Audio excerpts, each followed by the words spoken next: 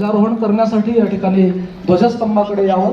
ध्वजारोहण झाल्यानंतर क्रीडा ज्योतीचं आगमन या ठिकाणी होईल आणि ती क्रीडा ज्योत पाहुण्यांना हस्तांतरित करण्याची विनंती मी राष्ट्रीय खेळाडू रविकांत जाधव सर आणि सविता देसाई मॅडम यांना करणार आहे। त्यांनी ध्वजारोहण पाहुण्यांना या ठिकाणी सुपूर्द करावी अशी त्यांना विनंती आहे। क्रीडा ध्वजाचं आपण टाळ्यांच्या गजरात या ध्वजारोहणामध्ये सहभागी होऊया आणि फुगे सोडून तिरंगी ध्वजाच्या रंगाचे हे जे फुगे आहेत ते आकाशात सोडून या कार्यक्रमामध्ये आपल्याला पाहुण्यांच्या हस्ते या ठिकाणी सहभागी व्हायचं। हे क्रीडा ज्योत माननीय रविकांत जाधव सर आणि सविता देसाई मॅडम राष्ट्रीय खेळाडू आहेत, यांच्या शुभ हस्ते आदरणीय संजू भाऊंना त्या ठिकाणी हस्तांतरित करण्यात येऊन क्रीडा ज्योतीचं प्रज्वलन माननीय पाहुण्यांच्या हस्ते या ठिकाणी होत आहे।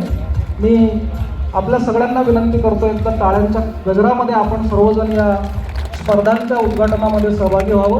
3 दिवस आपल्यातील खिलाडू वृत्तीनं हार जीत याच्या पलीकडे आपण एक मानवतेचा संदेश आणि आरोग्याचा व्यायामाचा संदेश या निमित्तानं देणार आहोत। सांस्कृतिक कार्यक्रमांमधून हा क्रीडा उत्सव सोहळा जिल्हास्तरीय या ठिकाणी संपन्न होत आहे। तिरंगी रंगाचे फुगे आकाशात सोडून याचं या ठिकाणी रितसर जो शुभारंभ आहे तो सर्व अतिथींना स्टेजवरती निमंत्रित करतो आहे आणि सर्व खेळाडूंना विनंती करतो आहे त्यांनी कृपया आपापल्या जागेवर या ठिकाणी उभं राहावं अशी आपल्याला विनंती आहे।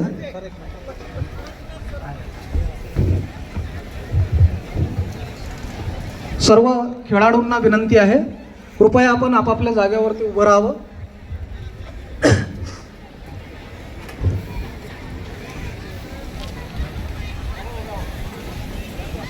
सावधान, सर्वांनी आपला उजवा हात समोर करावा।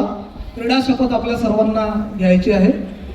माझ्या पाठीमागे आपण सर्वजण म्हणावं, आम्ही सर्व खेळाडू अशी शपथ घेतो की आम्ही या क्रीडा महोत्सवात सचोटीने सहभागी होऊ। या क्रीडा महोत्सवात होणाऱ्या क्रीडा प्रकारात आम्ही उत्साहाने सहभागी होऊन उत्तम खेळाचे प्रदर्शन करू। क्रीडा महोत्सवी स्पर्धांच्या सर्व नियमांचे आम्ही एकनिष्ठेने पालन करू व खऱ्या खिलाडू वृत्तीने वागून पंचांनी दिलेला निर्णय अंतिम मानून सर्व स्पर्धा निकोप वातावरणात पार पाडू। आमच्या शाळा, केंद्र, बेट, तालुका, जिल्हा, राज्य व देशाचा सन्मान व गौरव होईल या पद्धतीने या क्रीडा महोत्सवात भाग घेऊ। धन्यवाद। जय हिंद। या